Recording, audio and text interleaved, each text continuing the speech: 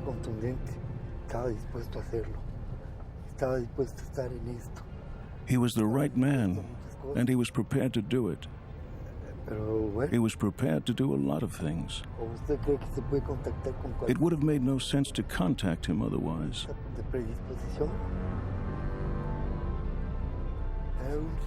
His motive was bitter resentment.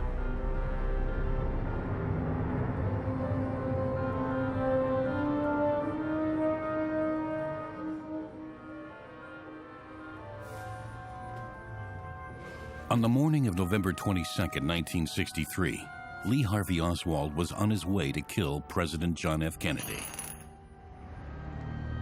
Paris. With eerie symmetry, another would-be assassin set off here the very same day for a clandestine briefing with his CIA liaison officer.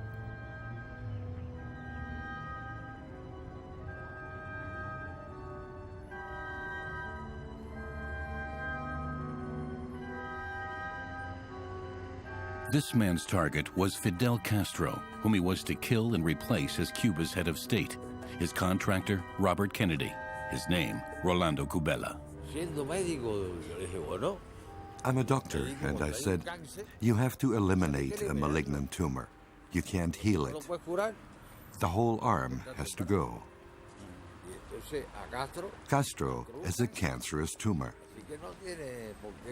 It was a medical problem.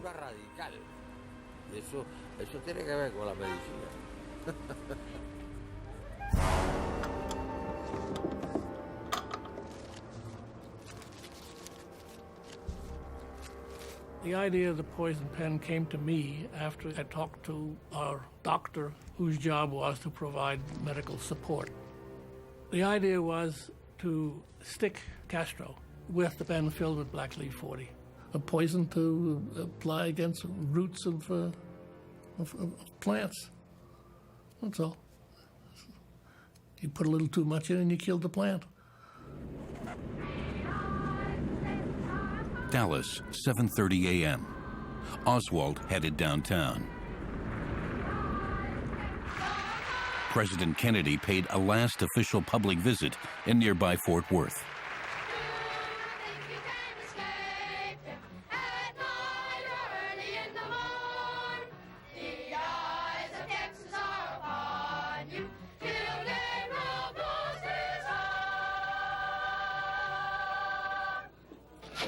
Couldn't let you leave Fort Worth without providing you with some protection against the rain.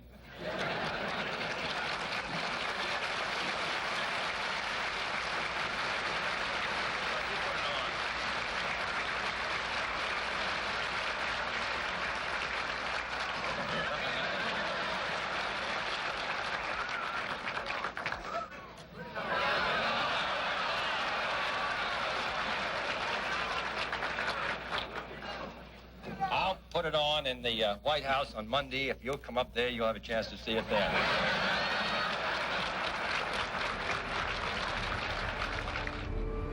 Just before 8 a.m., Lee Harvey Oswald arrived at his workplace, the Texas School Book Depository. The murder weapon was in the back seat of the car, wrapped in paper.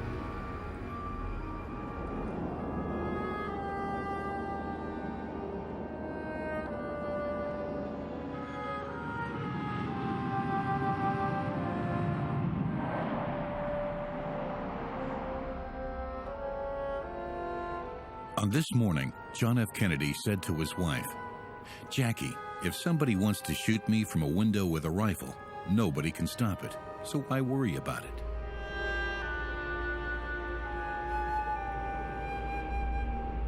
Cubela took this poison in Paris 22nd of November, 63, the same day the president was shot. Well, at least he was shot and he didn't die of poison. There's a difference.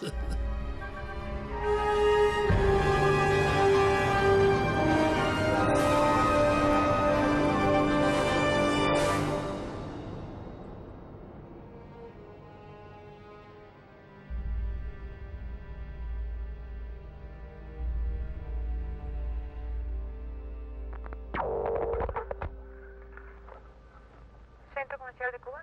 Luisa, sí. Oye, ¿ya sabes la noticia? ¿Cuál? ¿De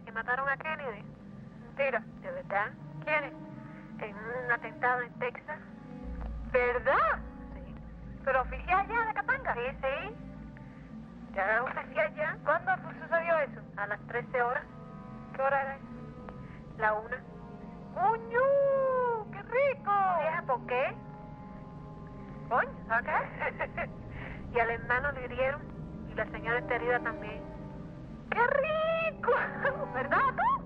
Ay, vieja. ¡Qué bueno está eso! ¡Qué rico! ¿Y tú sabes la consecuencia que puede tener eso? Buenísimo. Pues, en ese sentido. En ese sentido, ¿de qué padre sí? Pero es que un degenerado, un desgraciado, un agresor. Bueno, aparte de la política que hay con Cuba y eso, pues bueno, eso es aparte. Me dieron 3 tiros en la cara. Perfecto.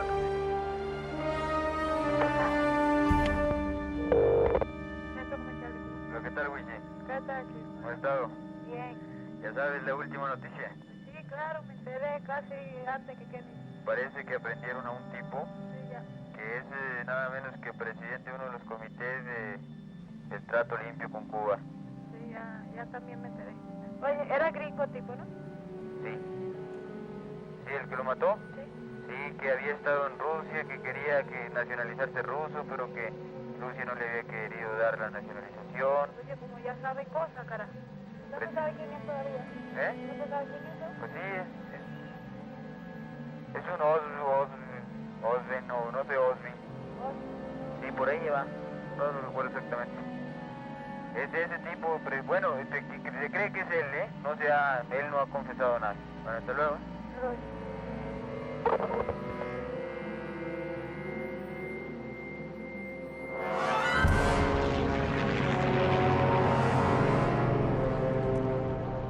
Just hours after the assassination, an unregistered small plane took off from the private Dallas airport, Redbird. The identity of the single passenger on board would eventually be revealed confidentially to Kennedy's successor, President Lyndon B. Johnson. The plane flew from Dallas to Mexico, and the occupant transferred to a Cuban airplane. The occupant was Fabian Escalante, one of the top aides to Fidel Castro. A secret dossier for Johnson's eyes only, never before disclosed until now. The man who compiled it, LBJ's confidant, Martin Underwood, gave us the report under the condition that we make it public only after his death.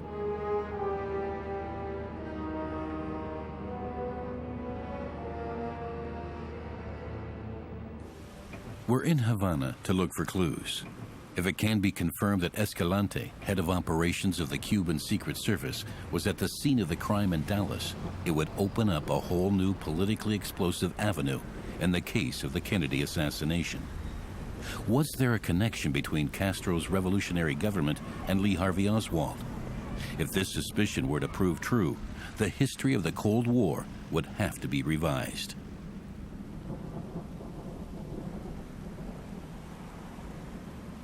We've contacted General Escalante himself to ask him directly. He finally makes himself available, and we ask him what business might have brought him to Dallas back then, on the very day Kennedy was shot. ¿Y quién dice que ese documento es cierto? Who says this document is genuine? Estamos viviendo un mundo. We live in a world where today, something is no longer true that only yesterday seemed certain. Hoy no lo es. Hay hoy personas.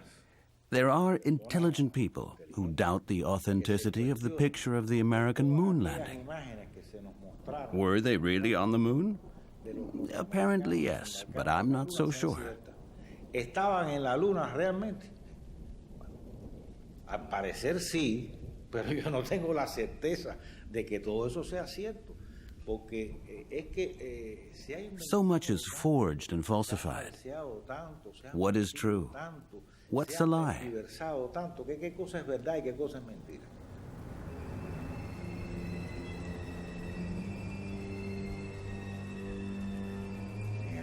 One day we'll know whether or not the Americans really did land on the moon, and if Oswald shot Kennedy.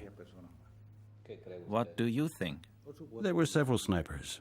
Whether they were North Americans, Japanese, Chinese, or Germans, I don't know, because I wasn't there. O alemanes. No, yo no sé. Yo no estaba ahí. No tengo la menor idea. Or your people did it? Out of the question. We had no reason to be. After all, Kennedy was your mortal enemy.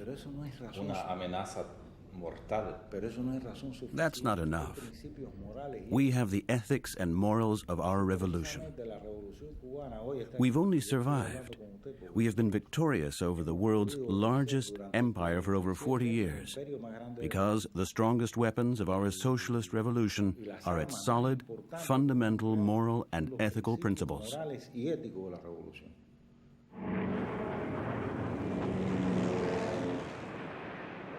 The war against Cuba began in April 1961, when a brigade of Cuban exiles with U.S. military support attacked at the Bay of Pigs. The invasion was effectively beaten back, and President Kennedy, then only 3 months in office, was forced to concede a humiliating defeat. He paid a ransom to free 1,100 surviving brigadiers from Cuban captivity.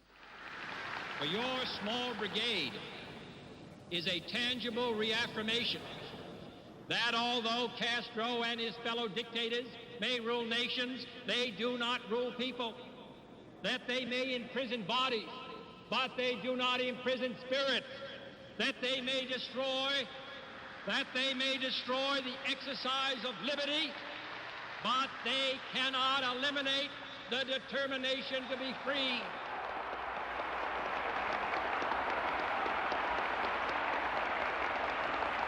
I can assure you that this flag will be returned to this brigade in a free Havana.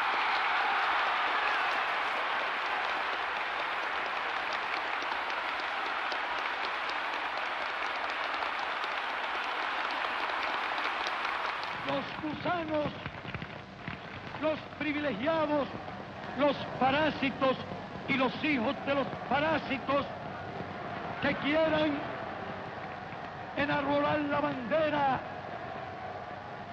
vergonzosa del crimen y de la traición a la patria, sepan que no se van a enfrentar con señoritos, sepan que se van a enfrentar con hombres.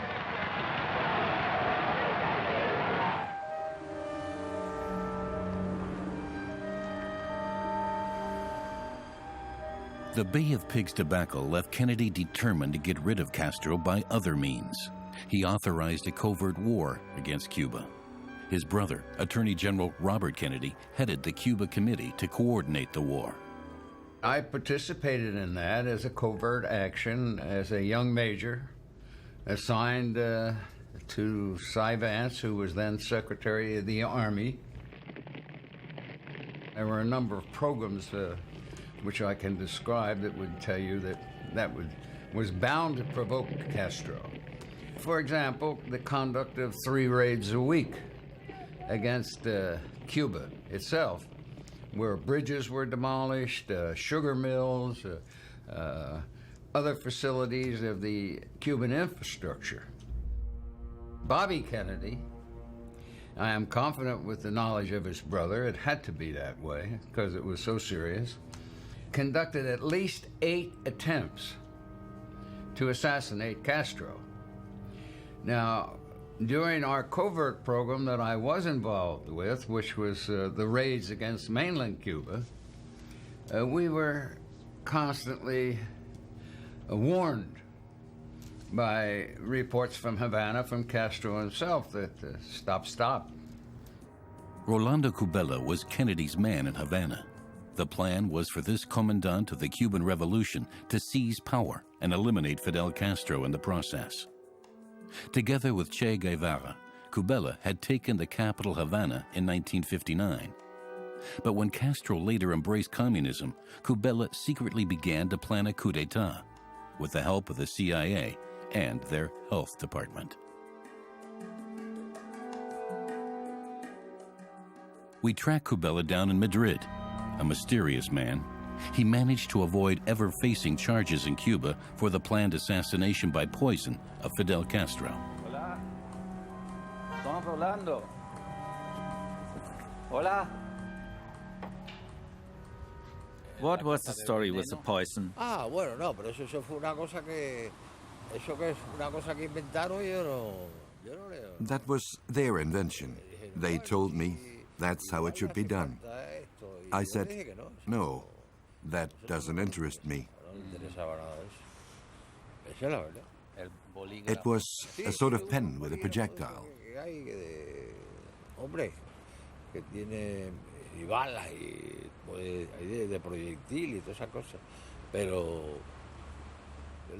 I wanted real weapons from Kennedy for the fight in Cuba.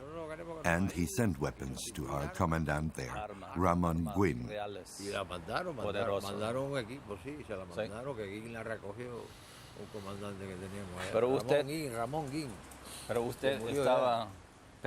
You personally were prepared to kill Castro?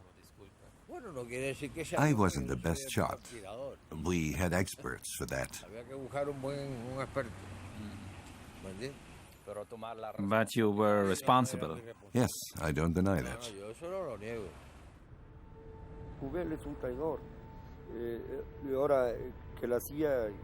Kubela is a traitor. The CIA is a snake, and it bites by nature. But we knew that Kubela wanted to kill Castro. He was a double agent. Such is the game of espionage. Oscar Marino. For the first time, a former senior member of the Cuban Secret Service agency G2 gives evidence relating to the Kennedy assassination. He wants future generations to know the truth, enough to put his own life at risk for it. La imagen de Kennedy, no cabe duda, es para muchos un paladín en Latinoamérica. Kennedy was a popular hero in Latin America, but not for Cuba. For us Cubans, he was the counter-revolution personified. Era la contra-revolución.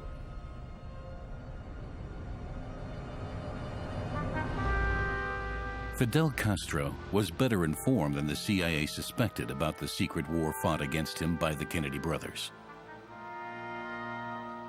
Antulio Ramirez. He infiltrated anti-Castro groups in the U.S.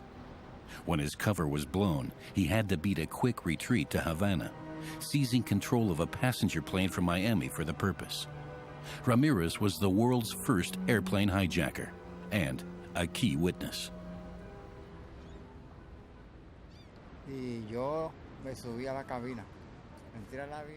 I went into the cockpit and asked the pilots, "Where are you flying?" They named some destination or other, and I said, "No, that's out.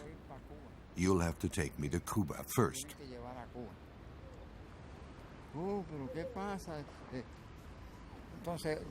I sent one of the pilots to the back and stayed with the other one alone, and he took me to Cuba.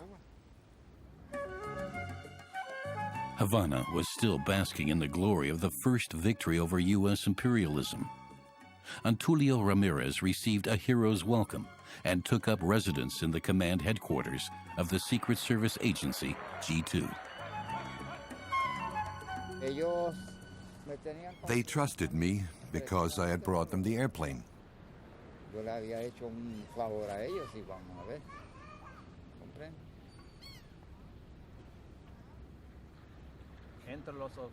Did G2 officers touch the subject Kennedy?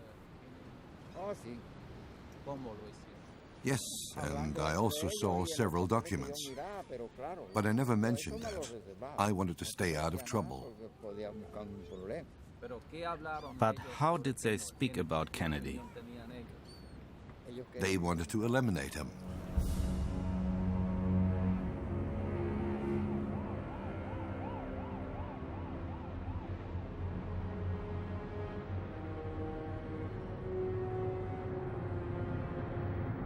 Ramirez's Cuban diary. Al retornar mi expediente, otro me llamó la atención por el segundo apellido que tenía. As I was putting my own personal file away, another one caught my eye, titled Oswaldo Kennedy. Titulado Osvaldo Kennedy. Oswald Kennedy. Osvaldo Kennedy. Decía, In the file, it said, the Russian Secret Service, KGB, recommends an individual to us called Lee Harvey Oswald, a North American. Pero sin mucha insistencia. Es norteamericano casado con una agente del organismo. He is married to a Soviet Secret Service agent who has been ordered to settle in the USA. Oswald is a high-strung adventurer. Our embassy in Mexico has been instructed to contact him. Caution. Mucho cuidado.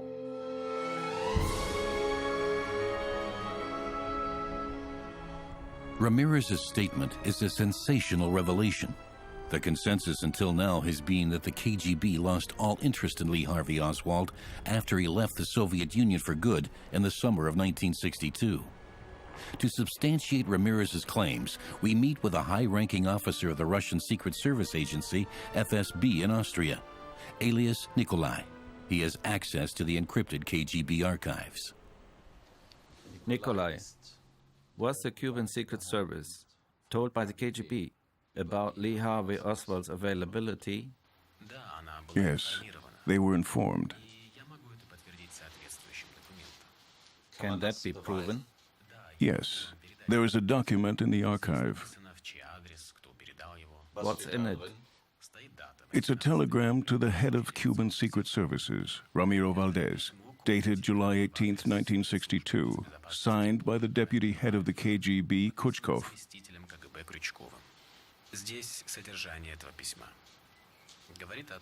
It says Oswald leaving USSR together with his wife. Cuban Secret Service requested to take up surveillance of this individual. He is ideologically unsound and psychologically unstable. Mire, eso es falso. Ese telegrama es apócrifo. Eso es totalmente falso. Es decir, en ningún momento. Estoy hablando. Completely false. A forgery. I venture to state that quite clearly. You can also ask Comandante Ramiro Valdez. He is, now as then, one of the leaders of our country. Pero usted tenga la total y completa seguridad. That telegram is a fake. The simple fact that I would have seen it is proof enough. What is false, the telegram or the KGB? That's what I'd like to know. Do you know if the Americans really did land on the moon? We are not talking about the CIA here, but about the KGB archives. Claro, lo que pasa es el archivo de la KGB es el archivo de la KGB. Bueno, los archivos de la KGB eran de la KGB hasta cierto momento, estimado amigo. Very well, but the KGB was only master of its own archives up to a certain point in time, my good friend. Sobre la crisis de octubre, la crisis de los misiles. Y por cierto, me entrevisté ahí con el. I was in Moscow in 1994 at a conference on the missile crisis. I spoke there with the head of the Soviet Communist Party archives.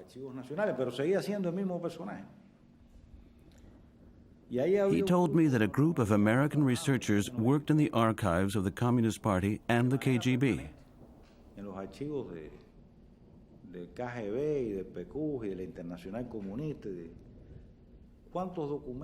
How many documents might they have planted there?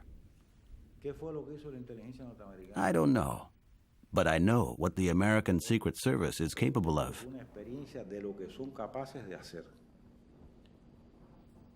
You mean the CIA smuggled the telegram from 1962 into the KGB archives 30 years later? Is there any other explanation?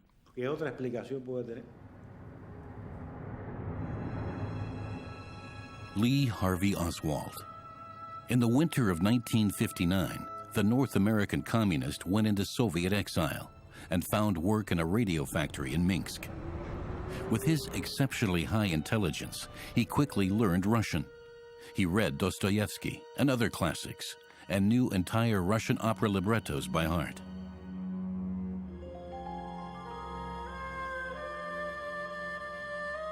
At a dance at a cultural center, He met Marina Prusakova, and the couple were married a short time later. But a damper was soon thrown on his enthusiasm for Soviet communism. He also hated the cold, the mindless work, and the bureaucracy.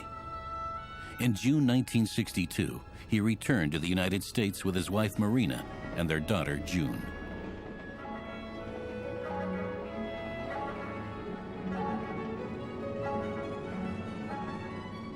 On the crossing to New York, he kept a diary. We have lived in a dark generation of tension and fear. I have lived under both systems. I have sought the answers, and although it would be very easy to dupe myself into believing one system is better than the other, I know they are not. The mass of survivors will be too disillusioned to support either the communists or the capitalist parties after the atomic catastrophe. They shall seek an alternative to those systems which have brought them misery. I intend to put forward just such an alternative. Oswald headed for Fort Worth near Dallas. There, he and his family could live with his brother Robert. He found work in a print shop. His friends saw him as a political dreamer and an incurable, starry-eyed idealist. No one suspected he was leading a double life. The KGB telegram to Havana had been effective. When did you first hear of Lee Harvey Oswald?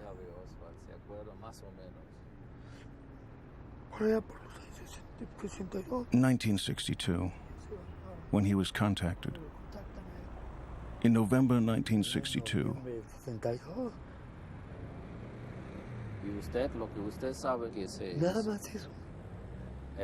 Contacted in November 62? yes, I know no more than that. By G2? Yes, of course. We didn't choose him because he was the best. He was available. We needed people. We believed in the revolution and were determined to export it.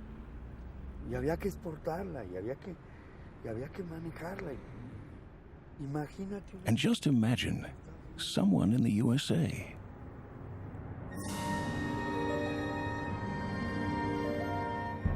In March 1963, Oswald bought a mail-order gun and planned his first assassination. His victim also lived in Dallas, the right-wing extremist general Edwin Walker. Oswald put Walker's house under his own surveillance, taking photos and making sketches.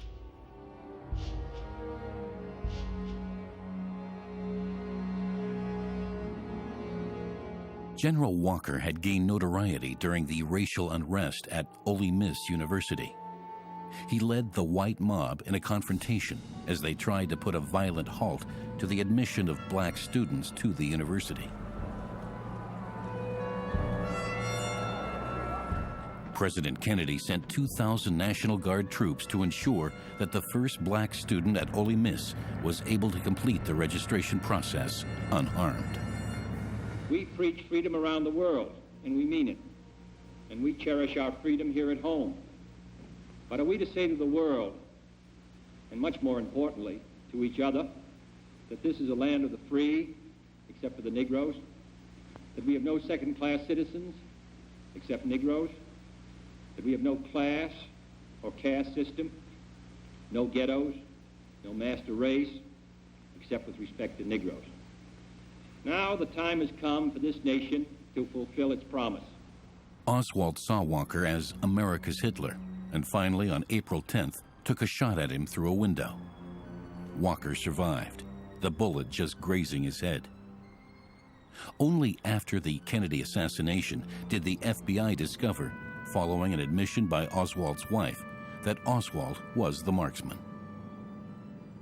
Oswald had now passed his first test as a recruit in the World Revolution. He had been cold-blooded enough to plan a political assassination. After the assassination attempt, the Oswalds moved to New Orleans, Lee's birthplace. And I think he really enjoyed when he does some good thanks for me, and he want to be same way all time. But next day, he think about his Cuba again, this book, and I feel looks like this was two people, one person.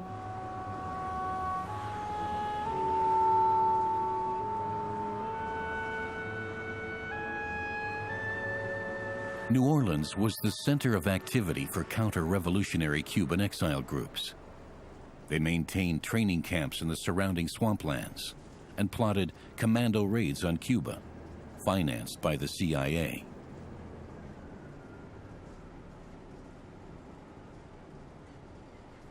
Lee found an apartment on Magazine Street and work in the Riley Coffee Factory.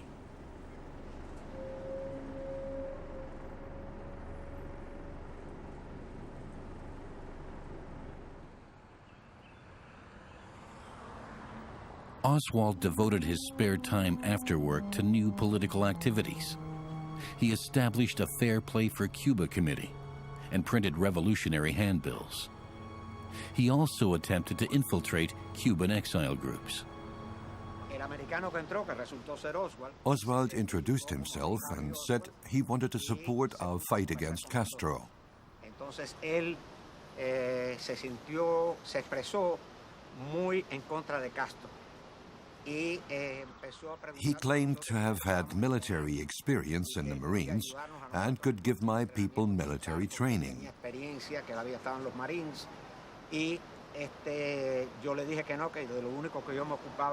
I said no. We fight with propaganda, not with weapons. A week later, my friend Celso came to me and said, "The North American is distributing handbills on Canal Street that say, 'Long live Fidel' and 'Hands off Cuba.'"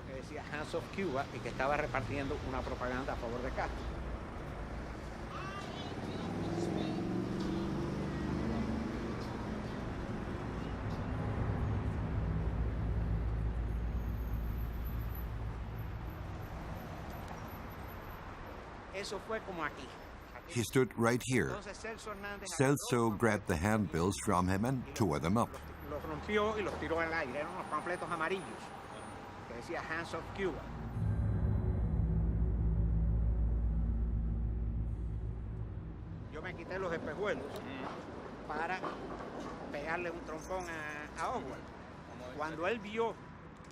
I took my glasses off and was about to throw a punch. When he saw that, he lowered his arms and said, "Carlos, if you want to hit me, hit me." Y Carlos Bringuier tiene una disputa con Oswald. Llega la policía, los detiene a todos. Y ahí mismo es donde se... This Carlos Bringuier fights with Oswald on the street corner until the police show up. Afterwards, the two of them are invited to take part in a radio debate on the 21st of August. Hubiera sido de las cosas más normales del mundo. You can imagine something like that happening in 2005, but in 1963...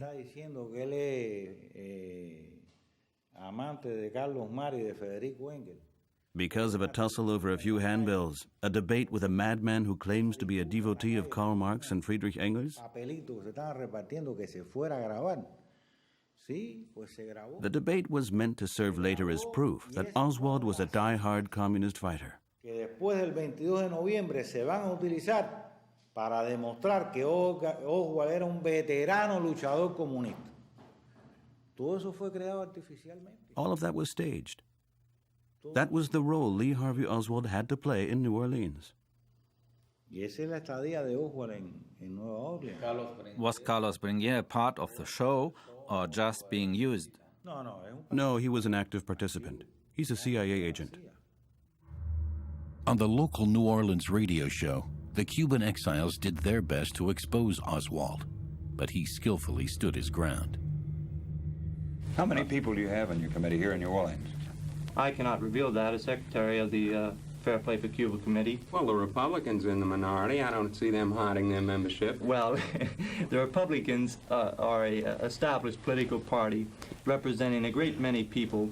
They represent no radical point of view. they do not have a very violent and sometimes emotional opposition as we do. Mr. Oswald, are you or have you been a communist? Well, I had answered that prior to this program on another radio program. Are you a Marxist? Yes, I am a Marxist. What's the difference? Well, the difference is primarily the difference between a country like Ghana, Guyana, Yugoslavia, China, or Russia. Many countries are based on Marxism. Many countries, such as Great Britain, display very socialistic aspects and characteristics. I might point to the socialized medicine of Britain. Most people... Gentlemen, I'll have to interrupt. We'll be back in a moment to continue this rather lively discussion after this message. Lee wasn't satisfied with his propaganda duties. He found his petty bourgeois life in New Orleans unbearably tedious. He wanted to fight on the front lines, like Fidel and Che Guevara. And he announced to his wife, Marina, "I'm going to Cuba as a soldier of the revolution." I know Lee, he don't tell me his plan about Cuba, because I don't know why. The first time he wanted to try to steal, not to steal, to seize airplane and go to Cuba. And first time he went just himself. And I told him, Lee, you can't do this. Anyway, I don't want he do this. But I told him, just don't do this because he can't. He's not so strong, man, to do this himself. And he told me, okay, you help me. And, you know, I said, how? And he explained to me how he wanted if I be in an airplane with him and hold this gun. And I told him I just scared to death to hold this gun. And this would be a very funny story, very funny picture for everybody who pay attention. A pregnant woman with one child and hold this gun. And I left and I don't take this serious. And he was so upset about this.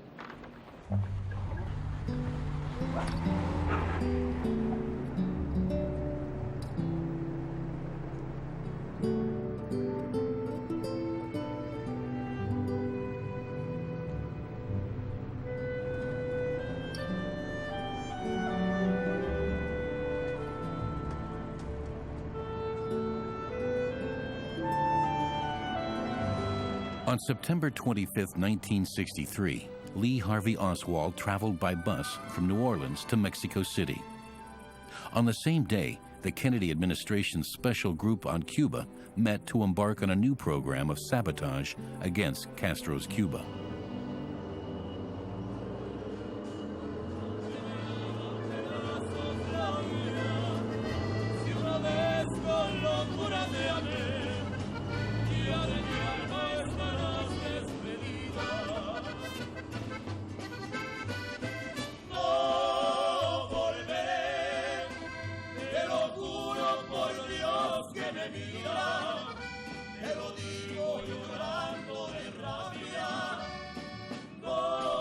Before leaving, Oswald told his wife Marina he was going to Cuba forever. She and their daughter June should return to live in the Soviet Union. But things would turn out quite differently. Lee would indeed return to the USA 6 days later on a mission that was to change the world.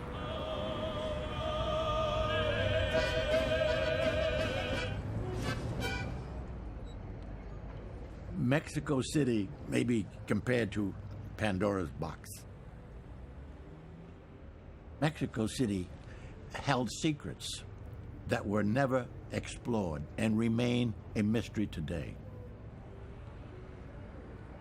This was very closely classified information considered secret. I was told not to speak about my trip to Mexico City.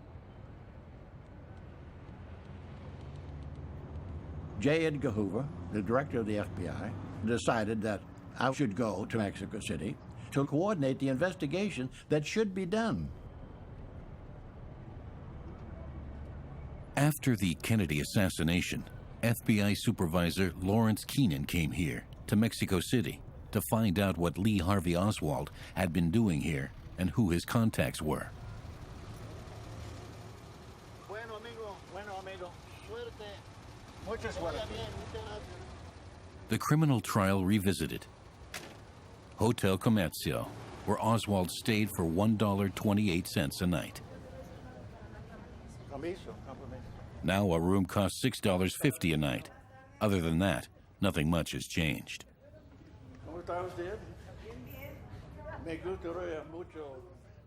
I'd like to see Lee Harvey Oswald's room.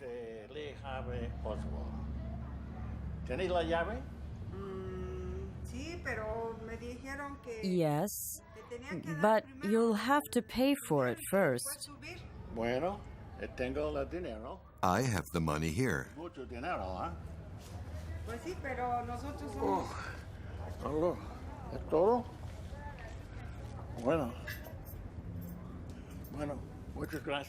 It's on the third floor.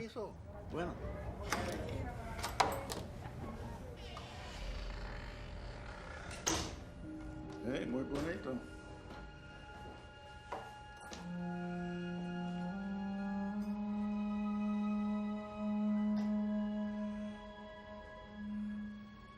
In 1963, the trail of the assassin was still fresh. But Keenan's investigation was halted after just 3 days, on orders from headquarters in Washington.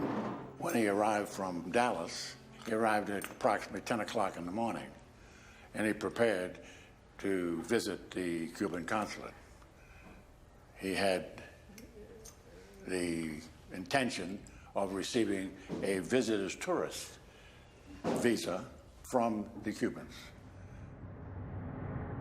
Sylvia Duran, a Mexican communist in the service of Cuba, received Oswald at the Cuban embassy.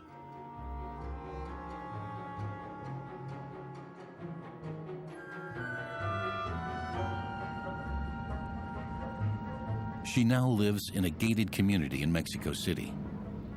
Oswald is a taboo subject for her. Traumatic, as she says. A filmed interview? No. But she does give us some information over the telephone. He screamed and became enraged because he wasn't given a visa right away. Do you really think I would have had any further contact with a lunatic like that? No, certainly not. Of course not. His Mexican visa was close to expiring and he went crazy because we wouldn't issue him a visa. We threw him out, he went, and that's all. I don't know anything else.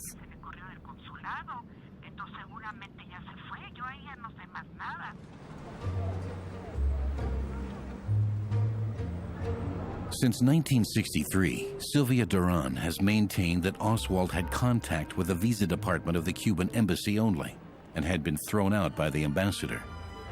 It sounds plausible, but it's not true. Our 2 years of research revealed that Oswald led a double life in Mexico City. He met repeatedly with Cuban functionaries and agents, and also with Sylvia Duran, among others. For example, at a party at the home of a senior Mexican Communist Party official. The daughter of Nobel Prize-winning Mexican author Octavio Paz remembers. Nos fuimos de la fiesta con Horacio, el hermano de Lidia, y su mujer Silvia, que trabajaba en el consulado de Cuba. I went to the party with Horacio and his wife Sylvia, who worked at the Cuban embassy. Oswald sat with two friends at the fireside. My Aunt Dia said, "Go ask those funny gringos to dance." I didn't like Oswald's face. He was chilly. Did he dance with you? No. He just said no. No, very rude. No. Muy grosero. Who did Oswald come to the party with? Sylvia. Yes. He didn't speak to anyone. How do you know that Sylvia invited him?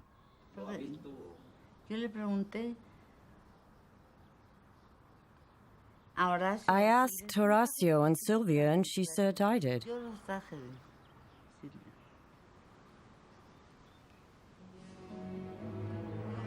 Horacio added, "Don't even talk about him. He's dangerous." We have got some things to clear up with Sylvia Duran. You did have contact with Oswald outside the embassy. No, absolutely no contact. I was married and would never have got involved with a madman like Oswald. If you didn't have anything to do with him, why were you arrested and beaten?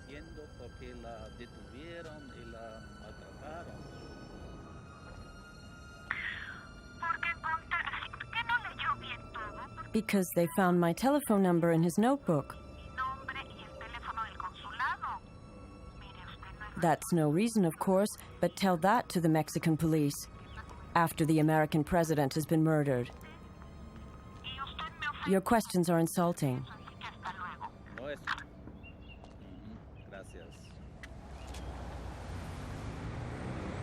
The FBI did not interrogate Sylvia Duran during its investigations in Mexico. Many others who were known to have had contact with Lee Harvey Oswald in Mexico City were not questioned either. This was perhaps the worst investigation the FBI had ever been involved in. I realized I was used. I felt ashamed that we missed a moment in history.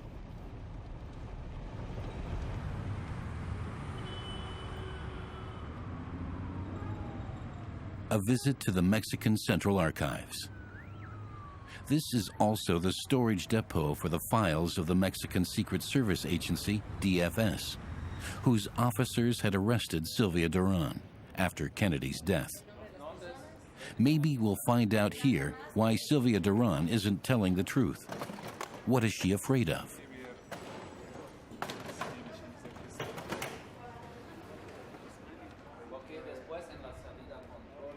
The Secret Service file Lee Harvey Oswald is 4,000 pages long and includes surveillance reports, photos, and interrogation transcripts.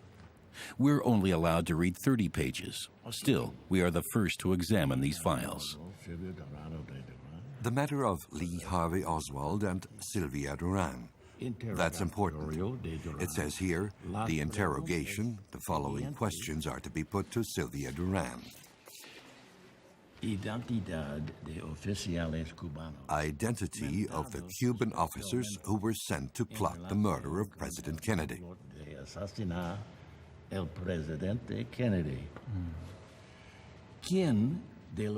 Which of these officers had contact with Oswald?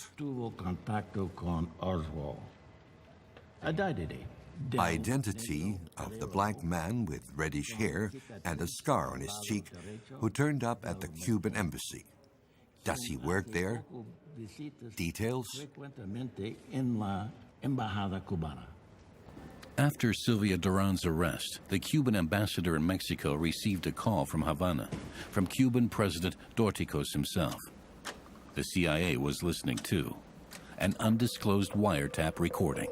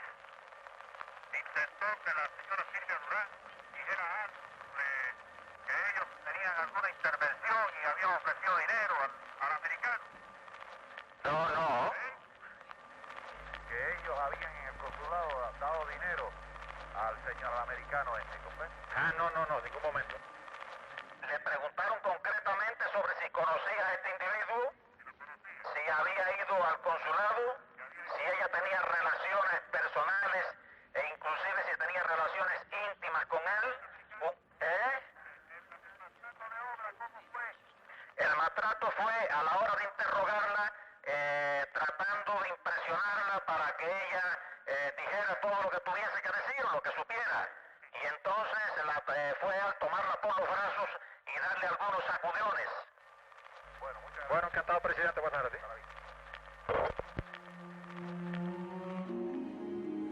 Another great find. A witness who can confirm that Oswald received money at the Cuban embassy, $6,500, from a black man with reddish hair. Sylvia Duran was there as well. The witness, a young revolutionary, was arrested and mistreated, long enough for him to withdraw his statement. He was saying something that the FBI did not want to hear. Did you interview him? No, because he said, I saw Oswald receiving money in the Cuban... No, I didn't interview him. Didn't you want to? No. We didn't follow. No. Didn't you want to interview him? No. Never saw him. I asked to.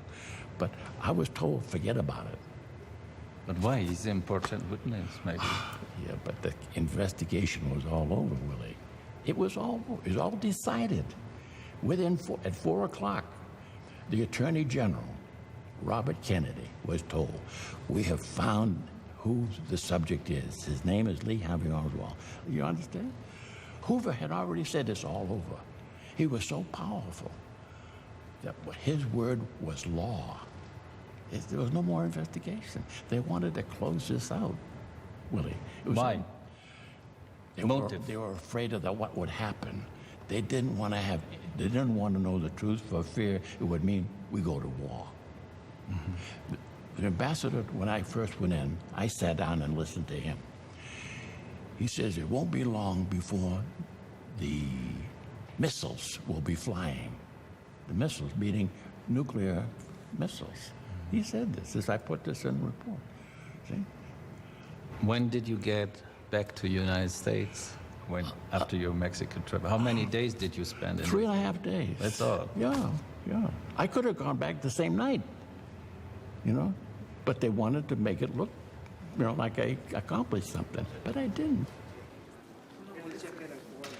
Vicente Capello, director of the Secret Service Archives, guards the Oswald file like the crown jewels.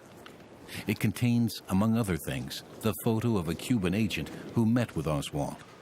The picture is marked Pelirrojo, the redhead.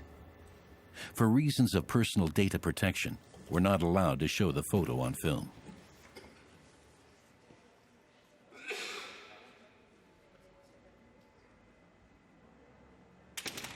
The director of the Mexican Central Archives can't help us either. Even she is not authorized to enter Gallery 1, where the Secret Service files are kept. There's nothing more I can do to help you. But you're the director.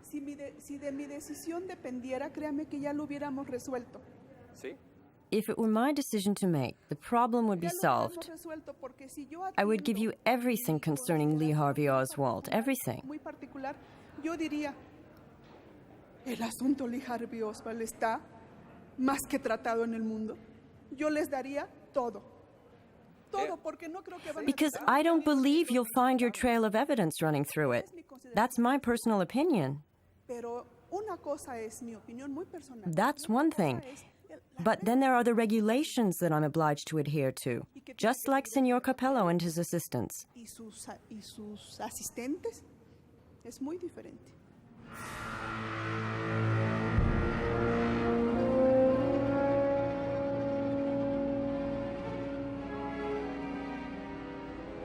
An unseen force has moved to block our investigation. All access to the Secret Service files has now been withdrawn.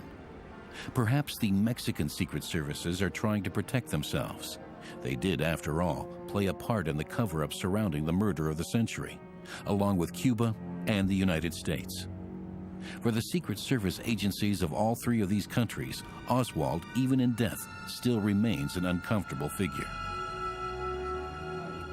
On the way to see another witness, Pedro Gutierrez, an accounts inspector who had business at the Cuban embassy where he crossed paths with Oswald.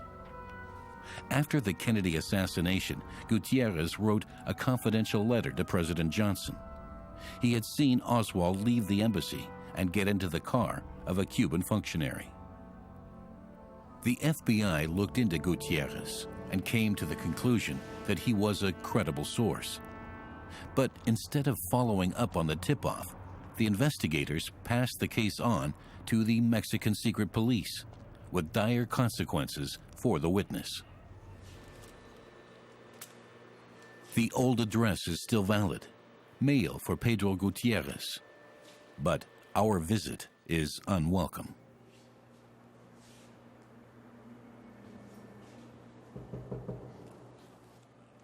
Don Pedro Gutierrez, abre un momento. No, estoy buscando a Blanca López. A woman bars the door and claims she doesn't know any Pedro Gutierrez. Muchas gracias. Voy a esperar. Finally, she backs down and tells us to come back in 10 minutes. Muchas gracias, muy amable.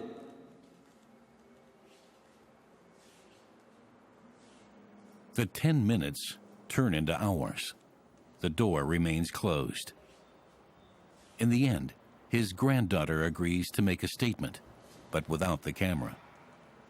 Her grandfather, Pedro Gutierrez, had tremendous problems because of the letter he wrote to Johnson. Cuban agents came to see him and made death threats.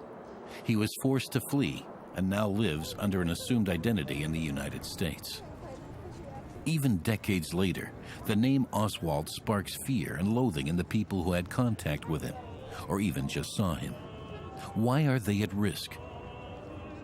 After months of preliminary discussions, a former officer of the Cuban G2 Secret Service branch finally agrees to give us a decisive piece of information.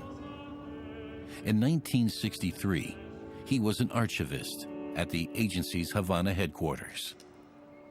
His alias, Reynoso.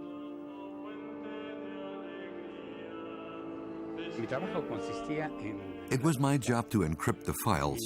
I had the Lee Harvey Oswald file in my hand. That must have been between 19th and the 21st of June. Of course, I wasn't allowed to open or read it. So I can't say if Oswald was in Cuba or Mexico. I only know that he did meet with G2 officers.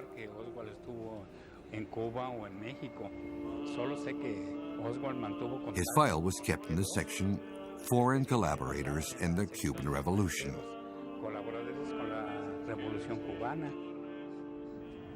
More evidence that Oswald was already an active Cuban Secret Service agent when he showed up in Mexico. Did his handlers also give him a special contract during the 6 days he spent there? The archivist doesn't know, but maybe our principal witness can tell us. You ask why we took Oswald? Oswald was a dissident. He hated his country. He possessed certain characteristics. There wasn't anyone else.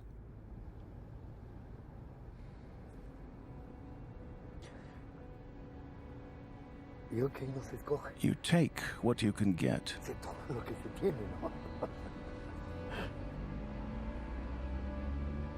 Oswald volunteered to kill Kennedy.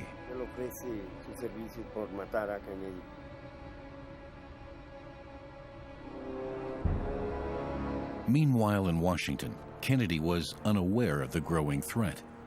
At that point, he was even considering doing a political deal with Castro to put an end to the ongoing conflict.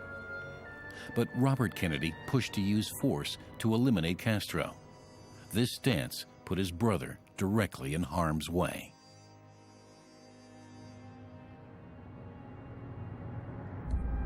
On September 7th, Rolando Cubela got the green light to liquidate Castro.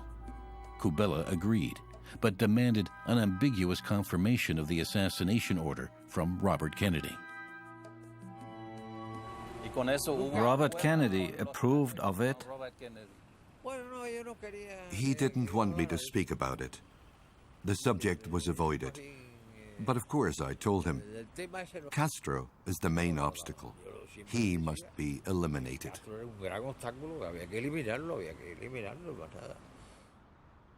Bobby was using Cubela, and Cubela told us so. He was being used as a tool by Bobby. Jack had other things to worry about, but Bobby made Cuba and Castro his own field. The Kennedys were different. They always figured out if you're going to win, I suppose, you got to get rid of everything on the other side. And they couldn't understand that why CIA didn't have the capability of doing that. And we had a hard time, I mean, my bosses had a hard time convincing them that, look, hey, the world doesn't run that way. It just doesn't. And they expected if they wanted somebody eliminated, that the CIA could easily eliminate them, and that life isn't like that. They had to learn the hard way.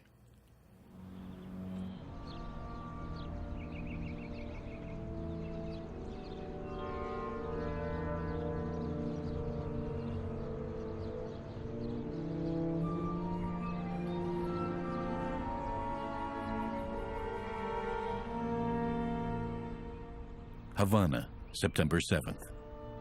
Just hours after Kubela gave his nod to the CIA's request to assassinate Castro, the Cuban head of state knew all the details of Operation Kubela. Presumably, Kubela himself was the informant. He managed to lure Robert Kennedy into a trap. The very same evening, September 7, 1963, Fidel Castro issued a warning to Washington, his final one. Castro showed up at the reception, and he saw me. He said, "Hey, Colombian, come over here. I want to talk to you." It's clear that he wanted to tell me something. And in the course of that conversation, he touched the subject of the attacks against of the supposed or alleged at that time attacks, or attempted attacks, or attempted assassination. He didn't say explicitly assassination. He used the words attacks against him. And there was his warning. And he said something like, el liderazgo de los Estados Unidos debería pensar. If the U.S. leaders don't stop with their terrorist attacks against me, they could become the target of similar attacks. Quedarían expuestos a acciones similares. The fatal events took their course. During that September, several high-ranking agents from Havana traveled to Mexico City. Under protection of the Mexican Secret Services, their movement was unrestricted. Mexico was the hub of activity for the export of the revolution.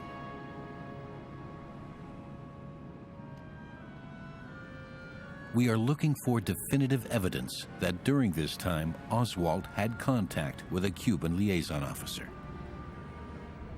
After 2 years of persuasion, a critical witness finally agrees to make an official statement: Antonio. In 1963, he was an officer of the Cuban G2 Secret Service agency, responsible for the security of the embassy compound in Mexico City. The condition is you don't reveal my name, and my face must not be recognizable. I'm still afraid, even now. You saw Lee Harvey Oswald? Once, as he came in through the main entrance, and twice in the embassy parking garage, where he met with a tall, slender black man, a G2 agent.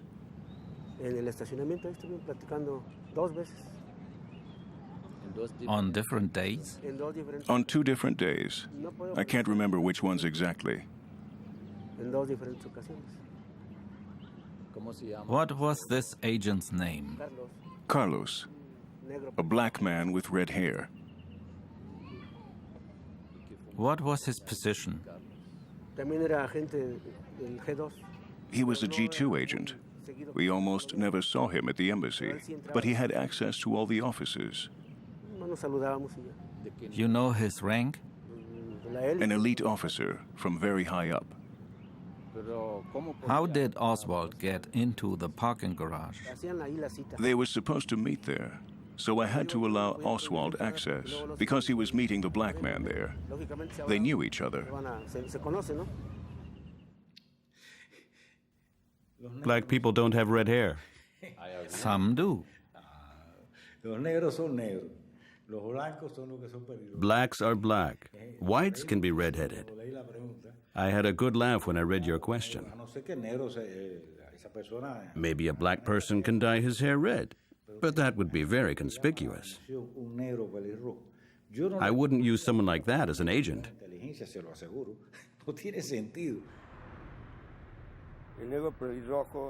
The red-headed black man was a certain Cesar Morales Mesa. He was the one who handed over the money for Oswald.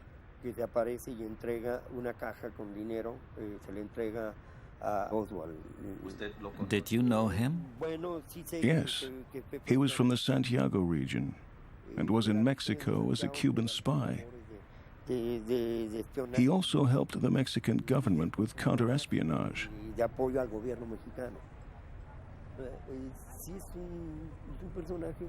Based on your description, I have no doubt he's the one.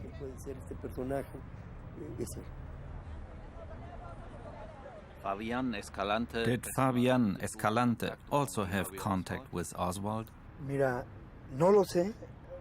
I don't know, but presumably.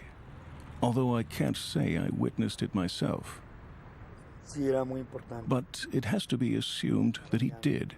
Fabian was very important back then.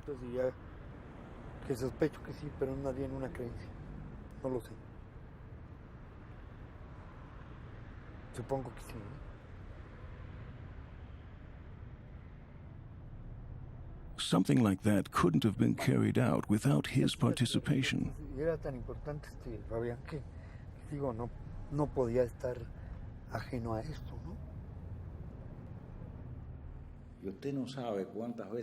I can't tell you how often I've dreamed of traveling to Mexico.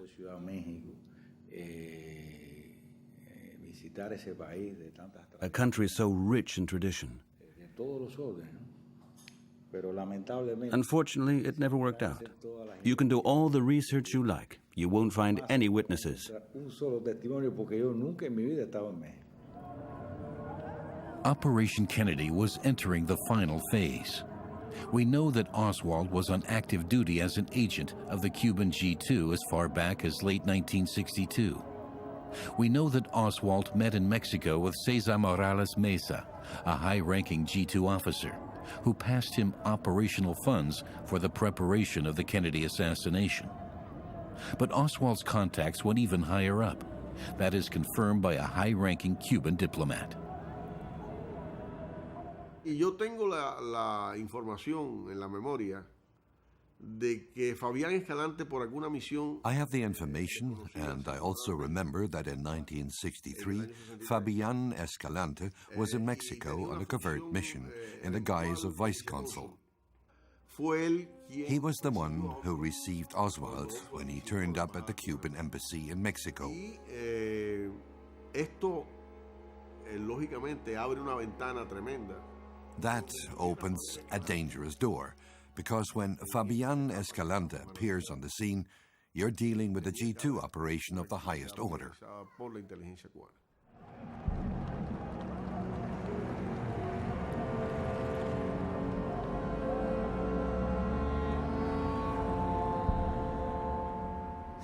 Did the G2 order the assassination of Kennedy?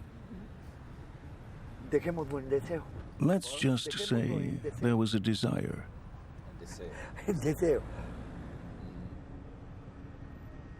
And Oswald fulfilled that desire? Yes. Yes.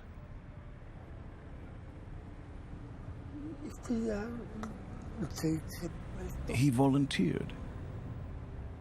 He was so full of hatred that it gave him the idea.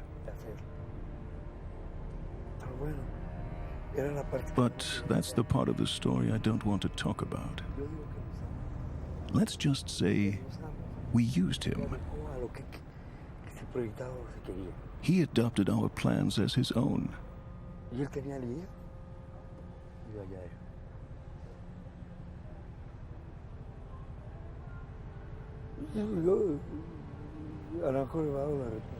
That doesn't mean he was brainwashed.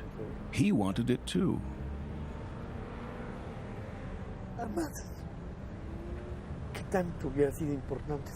Is it so important whether or not he acted on his own initiative? He was an instrument. It makes no difference whether he volunteered or was used.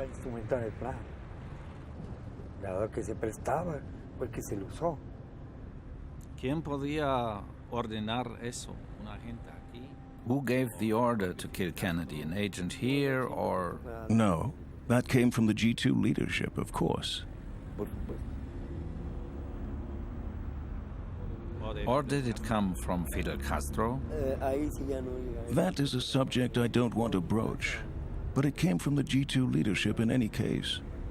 Whether or not it was Castro's decision is a question I cannot and will not answer. But I can say with complete certainty that it was a G2 agency operation.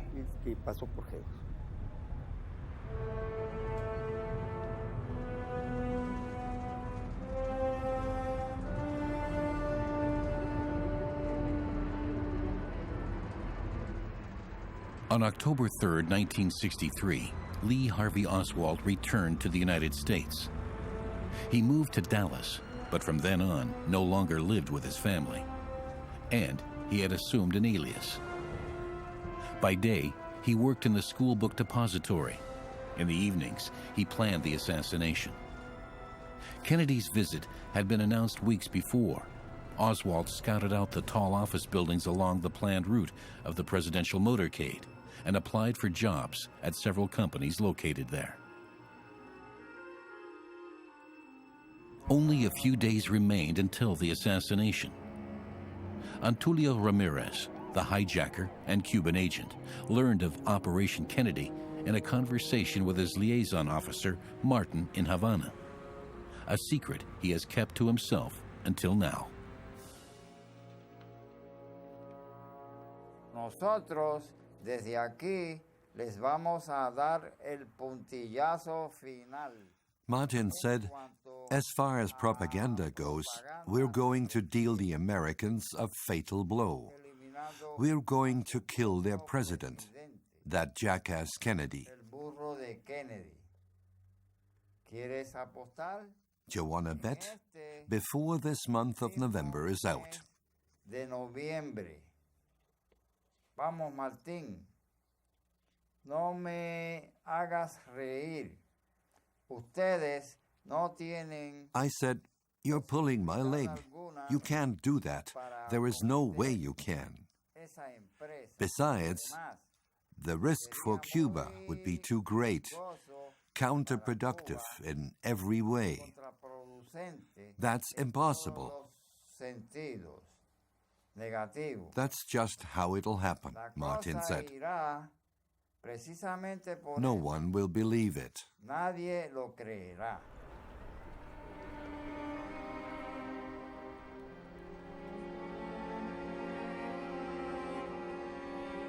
It appears as though something has happened in the motorcade route. Something, I repeat, has happened in the motorcade route. Stand by, please. Parkland Hospital, there has been a shooting. Parkland Hospital has been advised to stand by for a severe gunshot wound. And just now we've received reports here at Parkland that the president was hit in the head. That's an unconfirmed report that the president was hit in the head. The president's wife, Jackie Kennedy, was not hurt. She walked into the hospital at her husband's stretcher side.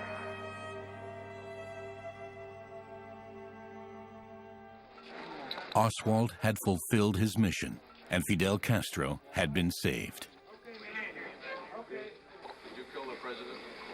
No, I've not been charged with that. In fact, nobody has said that to me yet. The first thing I heard about it was when the newspaper reporters in the hall asked me that question.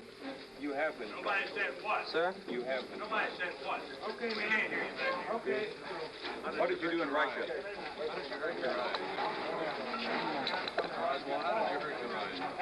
A policeman hit me.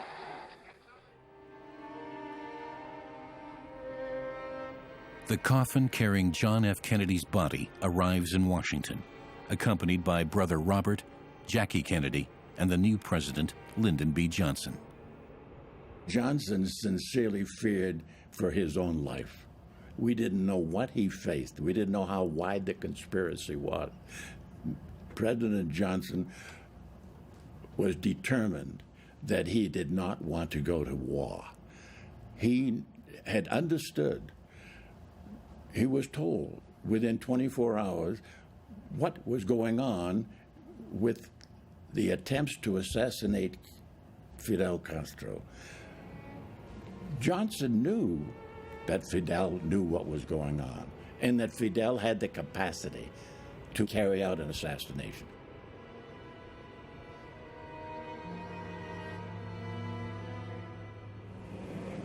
We have suffered a loss that cannot be weighed. For me, it is a deep personal tragedy. Within just a few hours, President Johnson had made a political decision. Oswald was a psychopath and was the sole assassin. The trail leading to Havana became a state secret. Following the swearing in of Lyndon Johnson, he came to Washington immediately. He convened a meeting in Robert McNamara's office, attended by the Cuban Coordinating Committee. And in that meeting, he said, we simply must not allow the American people to believe that Fidel Castro could have killed our president. And the reason was that there would be a right-wing uprising in America which would keep the Democratic Party out of power for 2 generations. He was convinced Castro killed Kennedy, and he took it to his grave.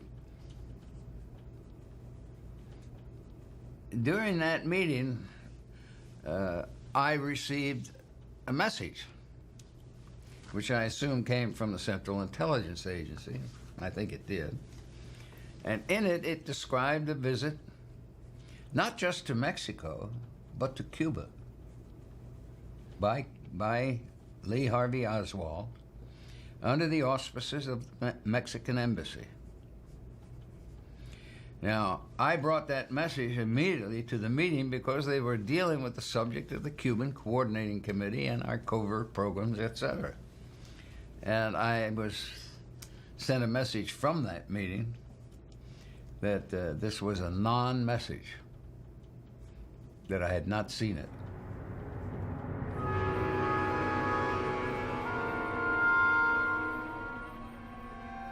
But who actually recruited Lee Harvey Oswald for the Cuban Secret Service?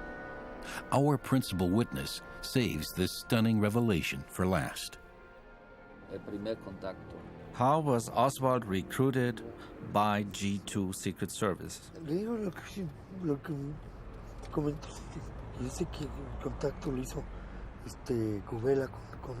Kubela contacted him. I heard in Havana at the time that Oswald had been to Mexico twice. Kubela was in charge of those contacts. Why Kubela, commandant of the revolution? Perhaps for that very reason. He was very capable, and we trusted him back then.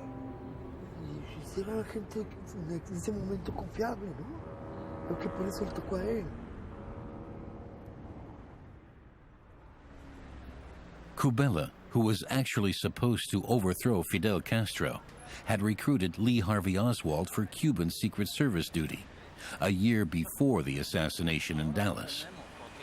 Robert Kennedy's intermediary had hired his brother's murderer.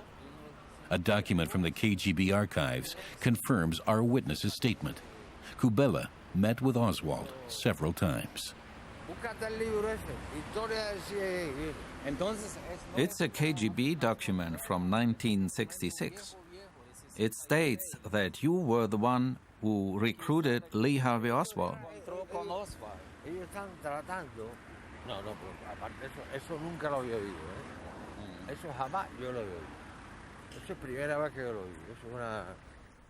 I've never heard anything about that. This is the first time. An outrageous lie. I won't allow you to ask me such a question. Where then? At what location? I was never with them at the same place.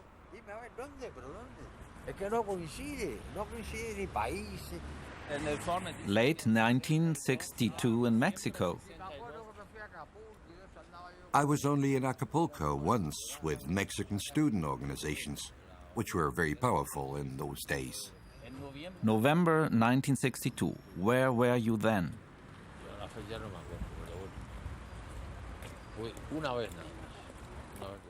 I don't know. I was only in Mexico once.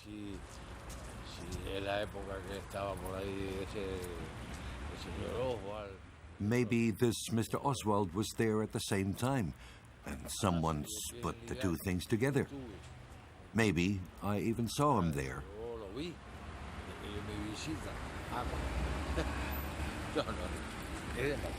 No, that's too much.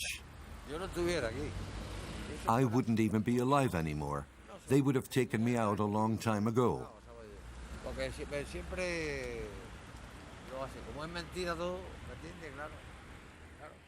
Say the word. They can come and kill me. Lay a few flowers at my grave. Hasta luego. Que lo vaya bien.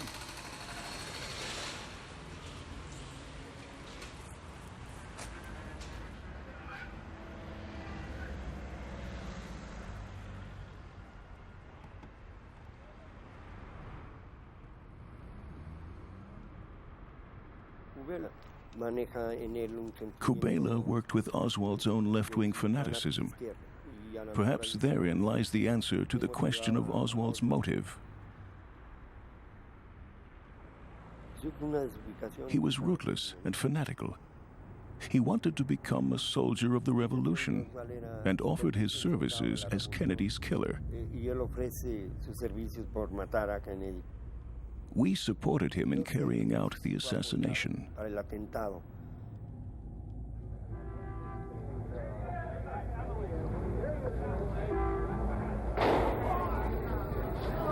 He's been shot. Lee Oswald has been shot.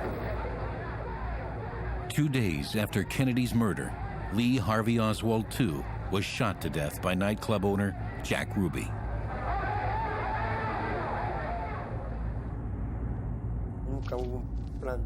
There was no plan to save him. The assurances he was given were carried off by the wind.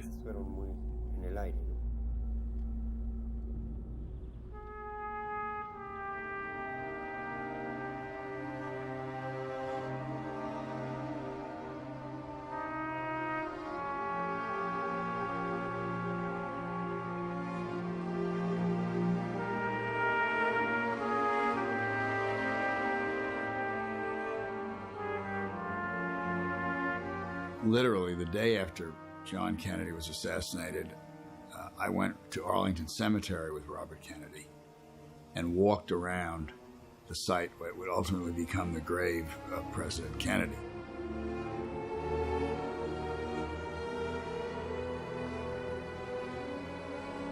Robert Kennedy was shattered when his brother was assassinated. The sadness was really deep. The depression, I think, was deep. And I think part of it may well have been related to a sense of guilt, to a sense that his aggressive going after Castro may have led Castro to go after Kennedy.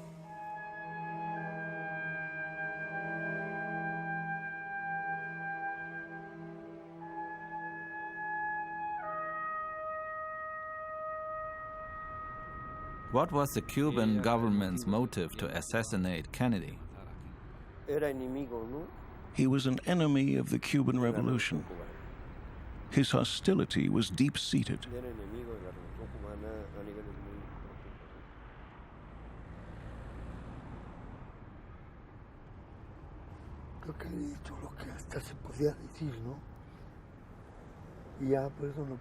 I have said all that it's possible for me to say. I have nothing more to add. I only want to make my peace, and that is very difficult. Am I afraid? No. There's just a feeling of uncertainty. Pero sí es la sensación de incertidumbre.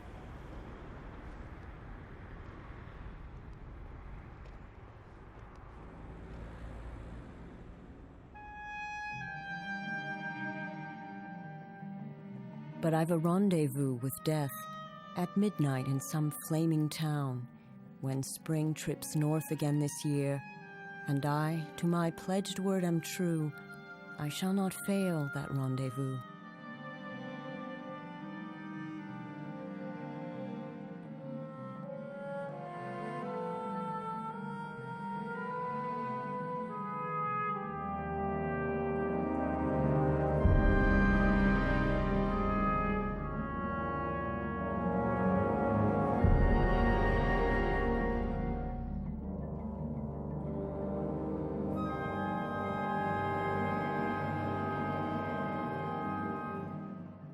Fidel's a nice guy, by the way. I met him, 2 years ago in Havana. He's a smart man. He's still where he is. And he's outlived how many presidents now? I forget, 9 or 10. We ate together. We broke bread together. And he said, I'm a professional, you're a professional. We're just talking business. And that's the way it was. It was fun. He beat us. He bested us. He came out on top, and we lost.